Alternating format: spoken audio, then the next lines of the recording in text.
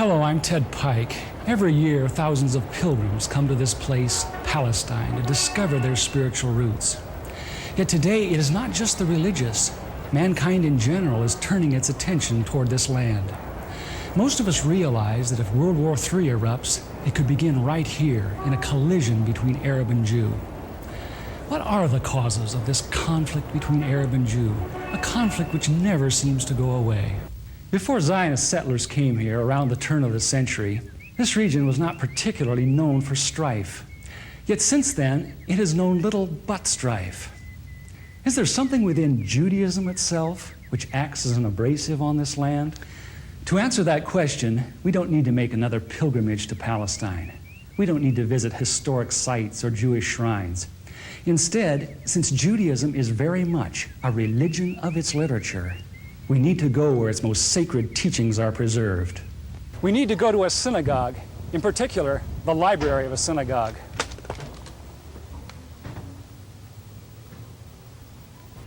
In every synagogue library, we find hundreds of books, but there are a few which tower above the rest in authority.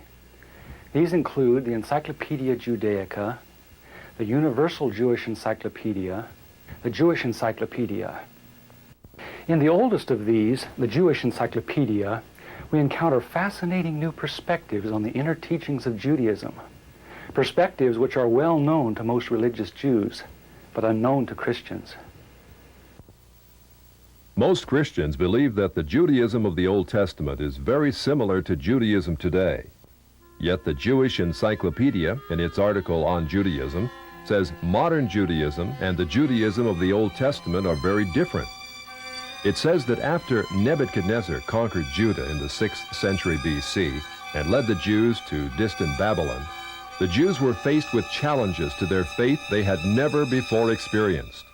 Ever since the time of Solomon, the religion of Israel had centered around the magnificent temple in Jerusalem with its sacrifices and rituals. The question now became, how could one be a true Jew in a very foreign, even hostile environment?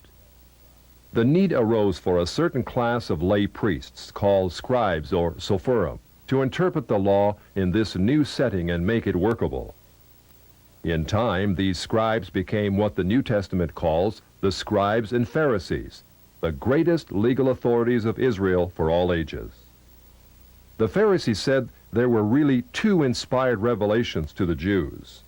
There was the written law of Moses received atop Sinai, but there was also the oral tradition acquired by 70 elders who came to the base of the mountain but were forbidden to proceed farther.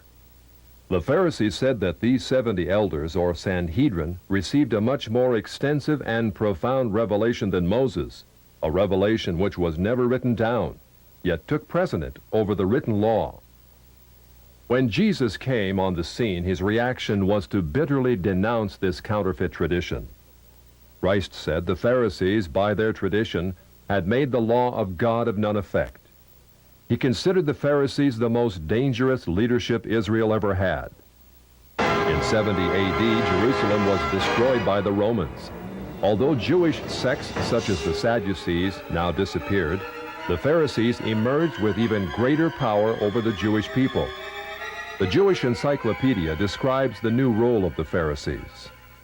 With the destruction of the temple, the Sadducees disappeared altogether, leaving the regulation of all Jewish affairs in the hands of the Pharisees. Henceforth, Jewish life was regulated by the Pharisees. The whole history of Judaism was reconstructed from the Pharisaic point of view. Pharisaism shaped the character of Judaism and the life and thought of the Jew for all of the future. In 135 AD, all Jews were expelled from Palestine. The Pharisees led most Palestinian Jews in a mass migration back to Babylon. The majority of Jews were already in Babylon and had been since the time of Nebuchadnezzar 600 years earlier. Yet around 140 AD, Babylon became the acknowledged land of refuge for world Jewry. For another 1,000 years, Judaism flourished in Babylon under the leadership of the Pharisees. Great academies of the rabbis were established and thousands of new laws formulated. There, those same Pharisees who killed Jesus Christ remained the undisputed rulers of Judaism. In Babylon, the Pharisees codified their oral traditions into the Babylonian Talmud, the written form of that oral tradition which Jesus so bitterly rebuked. The Talmud reveals how deep was Israel's apostasy. In her beginning, God gave the Hebrews the loftiest, the most upright literature and ethics the world has ever known. Yet when they turned their backs on him, they produced the Talmud, a work which has aptly been called a monument to human folly. The Talmud also helps us understand the basis for Christ's unflattering descriptions of the Pharisees. Jesus described the Pharisees as hypocrites, children of hell, blind guides, whited sepulchres, full of dead men's bones. He even described the Pharisees as children of their father the devil, a murderer from the beginning. The Talmud confirms Christ's words. In the Talmud, in Treatise Sanhedrin, an extensive passage describes the right of the Pharisee to kill anyone, just as long as he did so indirectly. As one of dozens of examples, the Talmud tells us that if one bound his neighbor and he died of starvation, he is not liable to execution. In such an indirect manner, the Pharisees also killed Christ. Manipulating the Romans to actually wield the spear and sword, the Pharisees claimed, as their descendants do today, that since the Romans were the direct cause of the death of Christ, it is the Romans, not the Jews, who are guilty. Christ also called the Pharisees adulterers, an adulterous generation. The Talmud provides generous loopholes for adultery. It says the penalty for adultery does not include sex with a minor, the wife of a minor, or the wife of a heathen. The Talmud also encourages seduction of unwed adolescent girls called designated bondmaids. But it's important how such rapes are performed. With the designated bondmaid, one is guilty only in the case of natural connection, but not in the case of perverse connection. The Pharisees reasoned that rape in a perverted manner is outside the jurisdiction of the law. Normal rape, however, was punishable. In Babylon, sexual perversion of every kind had been a way of life for millenniums. The Pharisees were deeply influenced by such practices. In 3 of the major treatises of the Talmud are found extensive passages which give legal endorsement to seduce and marry 3-year-old baby girls. In fact, many of the greatest rabbis of the Talmud, including Simeon ben Yochai, upheld this privilege. Today in Israel, thousands of Jews go to Meron every year to venerate the memory of Simeon ben Yochai, one of the most respected rabbis in the history of Judaism. In one of dozens of endorsements of child sex, Simeon ben Yochai said, "A proselyte under the age of 3 years and a day is permitted to marry a priest." Agreeing with ben Yochai, the great rabbah said, "When a grown-up man has intercourse with a little girl, it is nothing. For when the girl is less than this, 3 years and a day, it is as if one put the finger into the eye." The footnote to this passage says, "As tears come to the eye again and again, so does virginity come back to the little girl under 3 years." The same section confirms that sexual activity with small boys is in the same category. The intercourse of a small boy is not regarded as a sexual act. In addition to adulterers, Christ, in the story of the Good Samaritan, portrayed the Pharisees as racial bigots, too self-righteous to respond to the suffering of one who was not a Jew. It is true, because of the wickedness of the Canaanites, which included sodomy and infant sacrifice, Israel had been commanded by God to be harsh in her treatment of the inhabitants of the land. God made it clear that the Canaanites were not simply to be avoided, but destroyed. By the time of the New Testament, this method of preserving God's kingdom by separation and the sword had become obsolete. God no longer made a racial difference between men. But the Pharisees were unfazed by God's new agenda. The Talmud was finally written down nearly 5 centuries after Christ, yet its critical, even homicidal attitudes toward Gentiles might have been lifted out of the book of Joshua. However, the quickest way to grasp the Talmudic view of Gentiles is not directly from the Talmud, but from the Jewish encyclopedias. If we quote an isolated opinion from the Talmud, a rabbi may quickly object, saying, "But that is not the overall opinion of the Talmud. That is not the definitive view."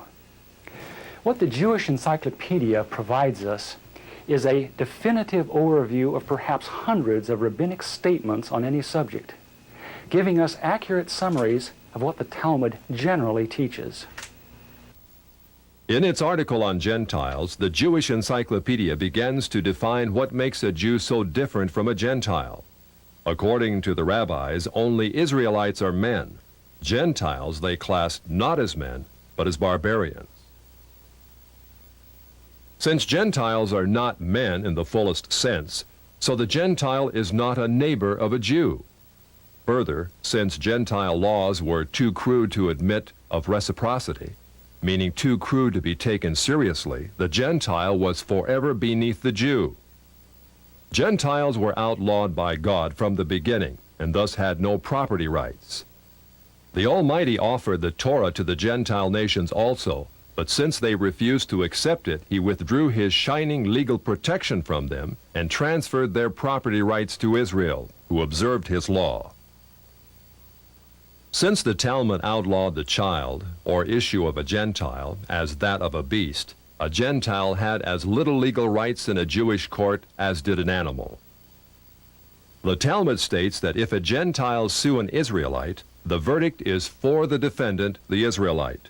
Conversely, if the Israelite is the plaintiff, he obtains full damages. Because the Talmud conspires against Gentiles, if a Jew was ever caught telling a Gentile what the Talmud really says, such a person deserves death. So vile was the nature of a Gentile that the great Simeon ben Yohai said, "The best among the Gentiles deserves to be killed. The best of snakes ought to have its head crushed." Jews, however, are exalted beings in the Talmud, worthy of praise. Christ described the Pharisee who blessed himself, saying, "I thank thee, Lord, that I am not as other men." An eminent Talmudic rabbi says the same. "Blessed be thou, who hast not made me a Goy, or Gentile." There is a special antagonism between the Talmud and Jesus. The Talmud attacks him everywhere it can, even his mother. Mary, the Talmud says, was a whore who mated with carpenters. She who was the descendant of princes and governors played the harlot with carpenters. It naturally followed that the scribes declared Christ to be a bastard. In its article on Jesus, the Jewish Encyclopedia says that Jewish writings defame Christ. It is the tendency of all these sources to belittle the person of Jesus by ascribing to him illegitimate birth, magic, and a shameful death. Jesus, according to this article, was considered one of the three worst enemies of Judaism who came to an ignoble end. The Talmud says they subjected him to 4 deaths: stoning, burning, decapitation, and strangling. The Talmud also says he is now in hell, punished with boiling hot excrement. What is Christ's advice as he speaks to us out of hell? The Jewish Encyclopedia quotes Jesus as telling us above all to bless the Jews. He says, "Further their well-being. Do nothing to their detriment. Whoever touches them touches even the apple of his eye." Christians, as followers of the false prophet Jesus, also deserve death. The Jewish Encyclopedia again recaps the Talmud's position. A Gentile observing the Sabbath deserves death. It says the Talmud's hatred was probably directed against the Christian Jews. These Judeo-Christians, evasively called min, minute, or minim, were considered by the rabbis to be the most dangerous form of heretics of ancient times. The New Testament Gospels were writings which the rabbis considered more dangerous to the unity of Judaism than those of the pagans. A Talmudic rabbi said, "The writings of Christians deserve to be burned, for paganism is less dangerous than minute or Christianity." The Jewish Encyclopedia, in its article on min, continues to illustrate the Talmudic hatred of Christianity. Again, we must remember, minim usually indicates the Judeo-Christians. It was forbidden to partake of meat, bread, or wine with the Christian. Scrolls of the law, Tefillin, and Mezuzot written by a Christian were burned. An animal slaughtered by a Christian was forbidden food. The relatives of the Christian were not permitted to observe the laws of mourning after his death, but were required to assume festive garments and rejoice. The testimony of a Christian was not admitted in evidence in Jewish courts, and an Israelite who found anything belonging to one who was a Christian was forbidden to return it to him. The Pharisees, through their Talmud, thus gave the Jews an ethic which encouraged bigotry and isolation. But it did worse than that. It invited persecution. By the 11th century, the inhabitants of Babylon, growing weary of the self-righteousness and dishonesty of the Jews, expelled them to the west. Migrating across North Africa and Central Europe, the great majority of Jews who had lived in Babylon for almost 1,600 years now began to find their destinies in the cities of the West. Yet in coming to the West, found their Christian neighbors extremely intolerant of the antisocial deviations Jews had taken for granted in Babylon. In order to survive, it was necessary to abandon such Babylonian traditions. But that was not as easy as it sounds. For 1,000 years, the Pharisees had commanded such deviations. Most Jews could not bring themselves to defy the authority of the Pharisees. Enter one of the giants of Judaism of all time, the great Maimonides. Maimonides, a physician and philosopher, knew that no Jew who practiced Babylonian perversions could remain alive in Christian lands. He attempted to harmonize Greek philosophy with the best points of Judaism. He hoped his rationalizations would enable Jews to abandon their antisocial customs. Yet Maimonides was only partly successful. He was excommunicated by the Jewish community on the charge of making new laws. Nevertheless, his moderation and intellect did in fact temper the old Judaism of Babylon. Gradually over the centuries, Jews abandoned immoral practices of the Talmud. Such practices are not observed today. In fact, most Jews are so ignorant of the Talmud itself that they do not even know that such teachings exist within their sacred literature. Yet the fact remains that when the Jews came to the West in the Middle Ages and attempted to accommodate the Talmud to Christian society, a tremendous conflict was created. In Babylon, Judaism could be perfectly consistent with the teachings of the Pharisees because the Babylonians were immoral as well. In Christian lands of the West, it became necessary to pretend that many of those teachings did not exist. Even today, religious Jews continue to venerate the Pharisees and their Talmud as the greatest source of light that Judaism will ever know. Yet, living in Christian lands, no Jew can fully perform what the Pharisees commanded.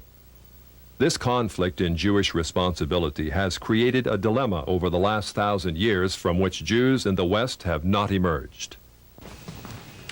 Yet even before Maimonides came on the scene in the 12th century, another dilemma was being created in Judaism far to the east. This was a dilemma not concerning the doctrines of the Jews, but over who actually was a Jew. In their articles on Khazars, the Jewish encyclopedias tell us that in the 8th century A.D., Jewish missionaries ventured north of Babylon to the land of the Khazars between the Caspian and the Black Seas. Khazaria was a vast grassland on what is now the plains of southern Russia, inhabited by a race of merchants, artisans, and warriors of Hunnish Turkish stock. About 740 A.D., the king of the Khazars converted to Judaism and made it the state religion. Incredibly, within a few centuries, the people of Khazaria convinced themselves that they were not Gentiles after all, but the physical descendants of Abraham. Thus, by the 10th century A.D., a nation of proselyte Jews thrived in what is now central Russia. During the Middle Ages, the fierce Mongols from the east and Russians from the north drove the Khazars west out of their ancient homeland. Most settled in Eastern Europe, especially Poland, where they established communities of artisans and traders. Judaism thus became divided into two basic groups which remain today: the Ashkenazim, which are the Khazars of the east, and the Sephardic Oriental, which are Jews of Spain, Turkey, and lands bordering on the Mediterranean. Today, the Ashkenazim, or Khazars, are the vast majority, about 80% of those who call themselves Jews. The two most recent premiers of Israel illustrate these two racial types. Shimon Peres is a Sephardic Jew from authentic Jewish stock. Yitzhak Shamir, like Menachem Begin, is Ashkenazim or Khazar in origin. In Poland, these ancestors of most modern Jews thrived. In fact, they actually became more zealous Jews than their theological cousins to the west, the Sephardim. The Khazars were fascinated with that mystical aspect of Judaism called Kabbalah. Kabbalah was the Jewish form of ancient Gnosticism, a belief that God is unconscious yet everywhere, revealed in different levels of refinement throughout the universe. Of course, Judaism was always unique among ancient religions in its belief in a single conscious God, a God not only capable of creating the worlds, but of punishing evil and rewarding good. Like Eastern religions, however, the Polish Kabbalists believe that God in his purest form is utterly remote, unknowable, without opinions about right and wrong. Instead, his being filtered down through many gradations or sephirot until it reached Israel. Israel, according to the Kabbalah, was the visible, rational emanation of God in this world. Below Israel was confusion and darkness, represented by demons and the chaotic world of the Gentiles. What excited the Khazars was that Kabbalah preached revolution. It said that Jews, as superior beings, were destined to rule the world. In the Zohar, which is the written text of Kabbalistic lore, we find the arrogance and ambition of the ancient Pharisees very much alive. In a typical passage, the Zohar teaches, living soul refers to Israel, who have holy living souls from above, and cattle and creeping thing and beasts of the earth to the other peoples who are not living soul. Only by the overthrow of the Gentiles, the Zohar asserts, can Israel regain its position as God's Shekinah glory on earth. The Zohar calls Gentiles Amalekites. In a passage typical of many, the Zohar says they caused the destruction of the temple, so when God reveals himself, they will be wiped off the earth. Redemption will not be complete until Amalek will be exterminated. But once Israel shakes off Gentile dominion and Christian influence, heaven will descend to earth. The Zohar says Israel will fulfill her predestined role, ruling the world under the leadership of her Messiah. Since the Kabbalah or Zohar was not merely a theological system, but taught the overthrow of the existing order, it was natural that before long Jews should begin to put it into practice. With the age of Voltaire and the so-called Enlightenment during the 18th century, we see a host of Jewish Kabbalists migrating west out of Poland and penetrating the very capitals of Europe. Jewish wonder workers, Bolshems as they were called, Saint Germain, Cagliostro, Frank, Falk, men of vast wealth and mystery came upon the European scene at the end of the 18th century. In Europe, in the years preceding the French Revolution, the foundations were laid for a new order in the world. Kabbalists such as Adam Weishaupt helped establish the ultra-secret Illuminati, which became a cover for plots and intrigues that would begin the erosion of Christian civilization. At the same time, beginning with Jewish philosopher Moses Mendelssohn, many Jews began to perceive their religion not simply as a means of personal salvation, but as a way to reform society at large. Many Jewish activists said that, starting with such revolutionaries as Moses and the prophets, Israel had always had the social objective of righting injustice and taking the part of the downtrodden. It was the duty of every Jew, they said, to come to the aid of the oppressed working masses, called the proletariat, in their historic struggle against capitalistic bondage. Many Jews thus came out of the ghetto and took part in all the great revolutions of the 19th century, including the Revolution of 1829 and the Revolution of 1848. It is thus not surprising that as the 20th century dawns, we find Jews turning their attentions to the overthrow of one of the last monarchies still opposing Jewish advancement, the Romanov dynasty of Russia. It is well known that the Jews had long hoped to overthrow the Tsar. It was natural then that Jewish philosophers such as Moses Hess and Karl Marx should contrive a philosophy that could make such overthrow possible. It was also natural that international Jewish bankers of New York, London, and Hamburg should finance it. The U.S. State Department, in its 3-volume report on the origins of communism in Russia, published in 1931, reveals how Jewish-controlled German banks under the leadership of Max Warburg conspired as early as 1914 to send large payments to Lenin, Trotsky, and others in their attempts to bring down the Tsar. As part of this conspiracy, Jacob Schiff, head of the New York Jewish banking house of Kuhn Loeb, invested at least $20 million, which would be close to $1 billion today, toward the establishment of Bolshevism in Russia. In its article on socialism, the Jewish Encyclopedia, published in 1905, freely admits that Jews in Russia were ripe for revolution. In Russia, socialism, has become a movement of the Jewish masses. The later Encyclopedia Judaica tells us the communist movement and ideology played an important part in Jewish life, particularly in the 1920s and 1930s, and during and after World War II. The Judaica, in fact, presents an extensive list of the most powerful Jewish leaders of Bolshevism, which included Trotsky, Sverdlov, Zinoviev, Kamenev, Litvinov, Kaganovich, and many others. The Judaica also tells us just how many Jews filled the communist ranks. It says anti-Semitism drove the bulk of Russian Jewish youth into the ranks of the Bolshevik regime. When the white Russian patriots heroically attempted to regain their freedom from the Jews, the Judaica says compact Jewish masses were utilized by the Bolsheviks to suppress such counter-revolution. Clearly, Jews and native Russians were engaged in a death struggle over the destiny of Russia.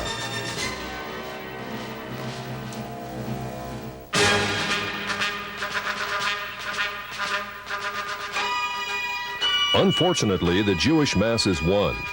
A rare photo shows the First People's Commissariat.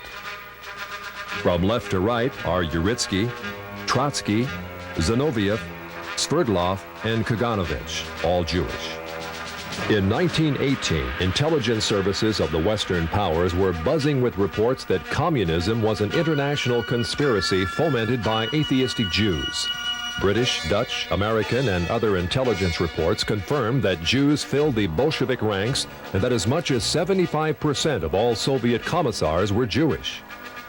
In the Illustrated Sunday Herald of February 8, 1920, Sir Winston Churchill commented on what had almost become public knowledge. There is no need to exaggerate the part played in the creation of Bolshevism by these international and for the most part atheistical Jews. It is certainly a very great one. In the decades following the revolution, the question became, how much influence do the Jews still exert on the Soviet experiment? Although many of the Jewish kingpins in Bolshevism perished in Stalinist purges in the late 30s, none other than Nikita Khrushchev gives us an eye-opening view of just how many Jews were still in the Soviet government. Speaking to a delegation of French socialists, Khrushchev admitted in 1956 the government has found in some of its departments a heavy concentration of Jewish people, upwards of 50% of the staff. Because communism has historically been top-heavy with Jews, the Soviet policy of so-called anti-Semitism, much protested by Jews in the West, may in reality be but a ploy to distract the world from communism's Jewish past. Although most Jews have indeed been removed from high-profile positions in the Soviet hierarchy over the last 30 years, still Jews remain highly favored when it comes to immigration to the prosperous West. Since World War II, more than 1 million Jews have been allowed to leave the Iron Curtain, sometimes in waves of up to 52,000 a year. This contrasts to the grim reality that if even one Gentile attempts to escape, he would be lucky to receive only 15 years in prison. Jews, then, have played an enormous role in the Soviet experiment.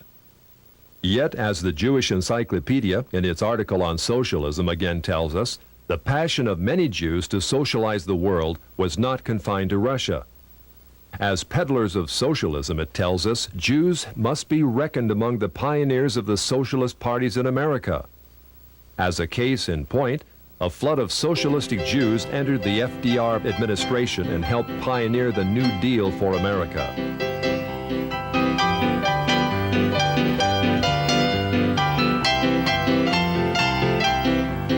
The Encyclopedia Judaica says Roosevelt's liberal policies endeared him to the Jewish community, which shared with him an overriding commitment to the welfare state.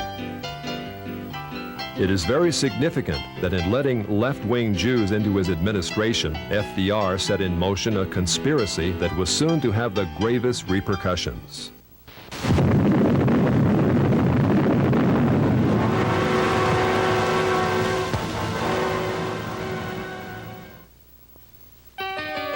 As part of his policies, FDR had a German communist, Klaus Fuchs, a scientific genius who helped mastermind the atomic bomb. Yet Fuchs also headed a ring of 8 highly influential Jews who delivered the entirety of our atomic technology to the Soviet Union in the early 1950s. They included Julius and Ethel Rosenberg, David Greenglass, Harry Gold, Sidney Weinbaum, Morton Sobel, and others. Of the 10 convicted for espionage, no less than 8 were Jewish. Later in 1957, it was discovered that the Jewish Sobelin brothers delivered massive defense secrets to the Russians. They acted upon the orders of the Jewish head of the Soviet secret police, Beria. The most recent example of such treachery is the Pollard spy case, in which Jewish spy Jonathan Pollard and his wife delivered thousands of top-secret documents not to Moscow, but to Tel Aviv. All Jews, of course, are not communists, spies, or even liberals. A small minority of conservatives like economist Milton Friedman, publisher Natty Loeb, and Senator Barry Goldwater are eloquent reminders that Jews are represented on the right as well as the left. Nor should we forget that many Jews have contributed disproportionately to the good of mankind, especially in such areas as medical research, science, and the arts. Such Jews deserve our heartfelt gratitude. Never should we indict Jews as a whole for the misdeeds of some. Yet the fact remains that historically most Jews have favored the liberal agenda. Many have gone as far left as communism.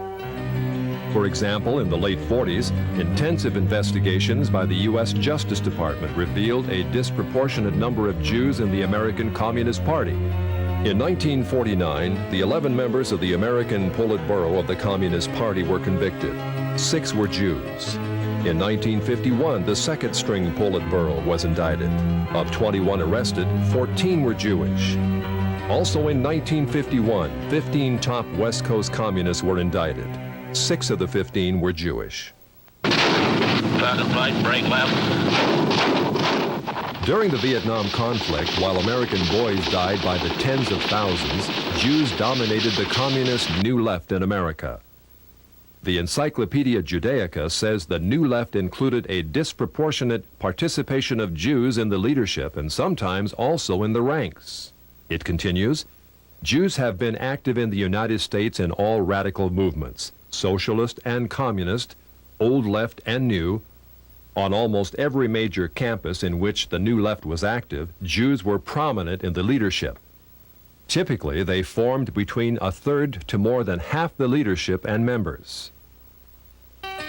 Jews also dominate the American Civil Liberties Union, a left-wing front which has tirelessly opposed such fundamental values as prayer in the schools, effective criminal prosecution, even the Pledge of Allegiance. The ACLU has been the subject of frequent congressional scrutiny. As early as 1931, a special congressional investigating committee prophetically described a role which has become all too familiar in recent years. It claims to stand for free speech, free press, and free assembly. But it is quite apparent that the main function of the ACLU is to attempt to protect the communists in their advocacy of force and violence to overthrow the government. Today, the ACLU is led by Jewish National Director Ira Glasser, the 5th national director in its history. According to a 1977 ACLU survey of membership, 27.3% of ACLU leaders were Jewish, 21.4% of members. The feminist movement, with its agenda of free abortions and lesbian rights, also contains a lopsided number of Jews in its national leadership. The three most influential feminists, Gloria Steinem, Bella Abzug, and Betty Friedan, are Jewish radicals. Jewish producer Norman Lear also heads People for the American Way, the liberal antagonist to Jerry Falwell's Moral Majority. People for the American Way videotapes every broadcast of national TV evangelists in hopes of ruining their ministries. Why does such Jewish-led radicalism prosper? Largely because the television media promotes it. And who owns the media? In its article on television, the Encyclopedia Judaica reveals that the big three television networks are Jewish-founded and controlled. David Sarnoff founded NBC in 1926. CBS was founded under the presidency of William S. Paley, also Jewish. ABC was an outgrowth of the NBC network, and another Jew, Leonard Goldenson, became its president. Gentiles usually occupy the visible out front positions, but each of the three networks remain under Jewish influence or control. According to the famous Lichter-Rothman poll of 104 top-level media executives, published in Public Opinion magazine, Jews also dominate the lower levels of network broadcasting. Although Jews constitute less than 3% of the American population, a whopping 59% of TV executives surveyed were Jewish. The Encyclopedia Judaica, in its article on motion pictures, paints a similar picture of Jewish control of the movie industry. With the exception of United Artists, it says, all the large Hollywood companies were founded and controlled by Jews. The largest of all entertainment monopolies, MCA, called the Octopus because of its domination of the entertainment industry, was likewise founded and controlled by Jews, such as Jules Stein, Lou Wasserman, and Taft Schreiber. In its article on publishing, the Judaica presents lists of dozens of the largest publishers in America owned or controlled by Jews. In the Lichter-Rothman poll, it was found that 97% of media leaders surveyed favored abortion on demand, 86% favored hiring homosexuals as teachers, 57% believe that adultery is not wrong, and so on. Clearly, the liberal bias of the Jewish-controlled TV networks is indisputable. Jews are also rapidly gaining control in Congress. In 1976, there were virtually no Jewish political action committees. In 1986, there were more than 70 Jewish PACs. In 1972, there were 2 Jewish senators and 12 Jewish representatives in Congress. In 1986, there were 8 Jewish senators and 30 Jewish representatives. In 1986, more than 50% of the budget of the Democratic Party was paid for by Jews, with Jews paying 25% of the Republican budget. As our study in the synagogue library reveals, there does exist a tendency toward Jewish domination of our society. Where is all this headed? The Right Honorable Winston Churchill wrote, "It may well be that this same astounding race may at the present time be in the actual process of producing another system of morals and philosophy as malevolent as Christianity was benevolent, which, if not arrested, would shatter irretrievably all that Christianity had rendered possible. It would almost seem as if the gospel of Christ and the gospel of Antichrist were destined to originate among the same people." Can it be that such pervasive Jewish control which we are seeing today is but the harbinger of even greater Jewish control to come? In the book of Revelation, a great harlot is described ruling the world, riding on a horned and headed beast. Throughout the Old Testament, Israel was described as a harlot, the mother of spiritual whoredom among the nations. Is the harlot of Revelation actually Israel riding upon her false Messiah, the Antichrist? Today, many believe Israel is on the road to the fulfillment of the prophecies of Isaiah. A great Jewish temple is being planned. A priestly class called the Kohanim is being readied. Ritual sacrifices are being studied. Truly, prophecy is being fulfilled in an amazing way, yet not in the happy way that most of us would like to believe. In Israel today, effective Christianity is outlawed. If a Christian were to walk through any town in Israel passing out New Testaments, he could be sentenced to prison for 5 years. Israel is not moving toward Christ. She is moving toward her false Messiah, Antichrist. In Antichrist, Israel hopes to find all the worldly power and glory which Jesus denied her, but she will not find it. As the Bible teaches, the great harlot Israel will be thrown from the back of the beast. The beast, with his 10 Confederate military leaders, will gore and burn her with fire. This is what the Bible calls the Great Tribulation, or time of Jacob's trouble, a time when Israel, who thought she could rule the world, will experience unprecedented agony and judgment for her sins. Since the Bible tells us that Israel is on the road to judgment by God, what should be our attitude toward her? St. Paul tells us that Jews are indeed enemies of the gospel, yet enemies who are beloved for the sake of a remnant which shall one day be revealed. Israel is like the prodigal son, inheritor of a glorious destiny. But she is also rebellious. Like the prodigal son, she must be humbled, not by us, but by God. Someday, out of the great tribulation, a remnant of Jews will look upon him whom their fathers pierced and will plead for his forgiveness. The dry bones of Jewish unbelief will be resurrected. Jewish branches will be grafted back into the vine, which is Christ, Israel's true Messiah. Israel will become as much of a blessing as she was once a curse unto the nations. But there have always existed those who cannot see the big picture, who cannot wait for God to finish his controversy with Israel on his terms. Throughout history, movements have erupted which have attempted to solve the so-called Jewish problem in the most direct way.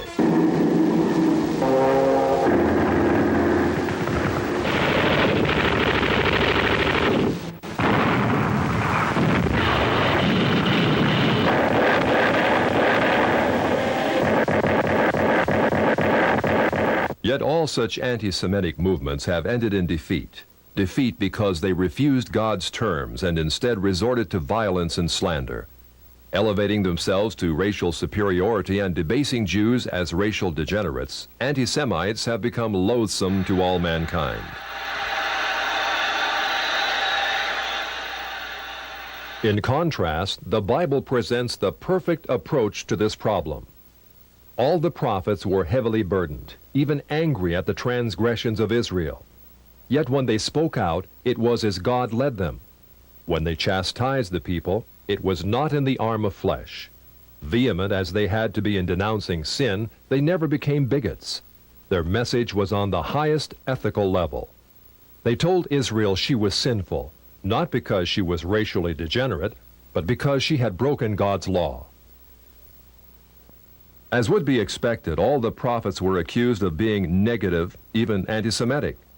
Jewish King Ahab called the prophet Elijah an enemy of his regime. Jeremiah was accused of being against his own people in favor of the Chaldeans. Micaiah was described as never speaking anything good, but only criticism. Even Christ and the apostles were called enemies of the Jews, yet they spoke out. The great figures of the Bible provide a pattern of how we should respond to the Jews today.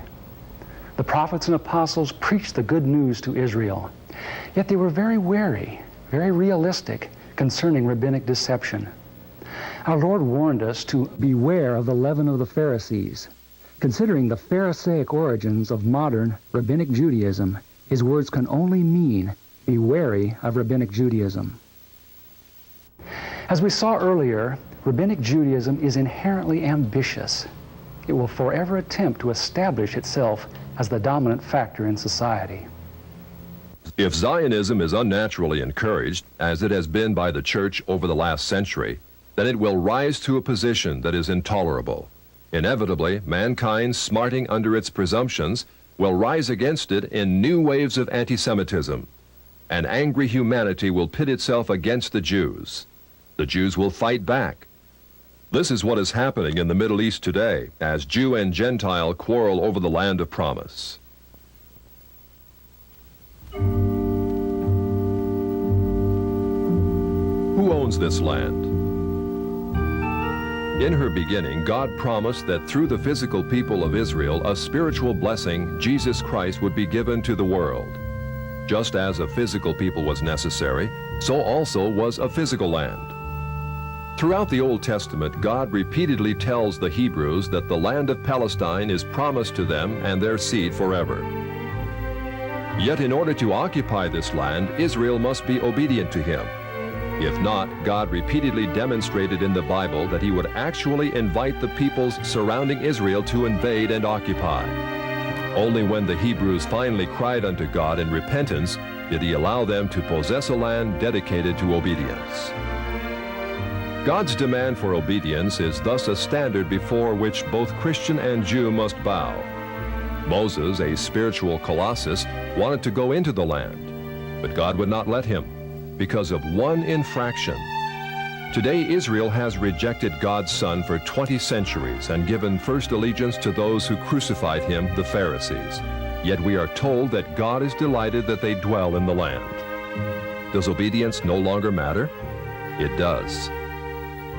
Someday, as in the days of Joshua and Nehemiah, Israel will give God the obedience he demands.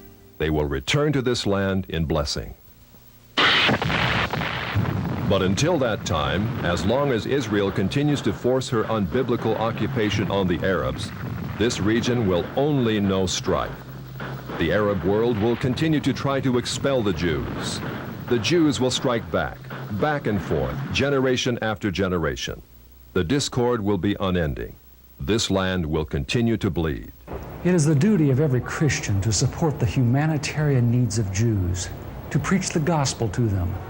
But it is not our duty to assure them that a land of promise may be occupied without obedience. Neither is it our duty to fight a war in the Middle East in defense of Israel's unbiblical claim. It is time we return to God's law, a law as old as this land, as old as the God who gave it to the Jews. If we ignore God's requirement of obedience, we only postpone that glorious day when Israel will become what she was meant to be, a place of rest and healing to the nations. If America is to continue to possess her land of blessing, she also must return to the God of her fathers. It is true, the Bible prophesies that Jewish international control, or Babylon the Great, will gradually come to dominate the world. Yet the Bible also promises that if a nation turns to him in repentance, he will postpone the judgment he himself has predicted. God is already showing us how he can slow down the Zionist timetable. In 1982, Israel invaded Lebanon, ostensibly to destroy the PLO threat from the north. Yet in doing so, she unleashed a reign of barbarity and destruction unequaled in this decade. Not only did Israel bomb Beirut to rubble, killing thousands of civilians, but she actually encouraged the infamous Shatila massacre by providing aerial lighting for the 3-day slaughter of hundreds of innocent victims. Despite the bad publicity surrounding such atrocities, Israel was confident that her massive firepower and support from America would make Lebanon her conquered colony to the north. Yet God judged Israel. Like Pharaoh in the Red Sea, he caused Israel to flounder. Today, Israel is a nation in turmoil, divided, unable to regain the respect of the world. Although Jewish power continues to increase ominously in the United States, the fact means that God is able to slow it down, but only if we as a nation turn again to our Creator. We must repent of the national sins which have weakened our moral fiber and allowed the forces of Satan to dominate us. In a moment, we'll explain how you may educate others concerning this threat. Yet education in itself is not enough to hold back a demonically empowered conspiracy. We have to have God's power, a power which only comes through total consecration to Him. The communist movement demands that every true Marxist be willing to give up everything, even his own life, for the cause. If we are to have power against the Antichrist, we must do as much. We must give our lives totally to Christ, willing to do anything, give up anything he might ask. Only by such a death to inner hidden rebellion can we really have power in the spiritual realm. Only by such sanctification can we know what it is to walk with God as true Christian soldiers, capable of action, but also of hearing the Holy Spirit's voice of love and restraint. The first step toward holding back Zionist expansion is thus national revival, a transformation of hearts that begins in each one of us and then spreads across this broad land. But just as importantly, the church in America must turn from its unconditional support of Israel. For 3/4 of a century, the church has aligned itself with bloody and arrogant men in the Middle East. In bidding them Godspeed, it has become a partaker of their injustices. Tragically, such a policy has alienated the Muslim world from the gospel. Because the church has historically ignored the plight of the Palestinians and sided with their oppressors, the Israelis, the Arab world has closed its ears to the message of Jesus Christ. In fact, by giving unconditional approval to Israel, the church, more than any other institution, has helped build up the walls of that system, which will ultimately become Babylon the Great.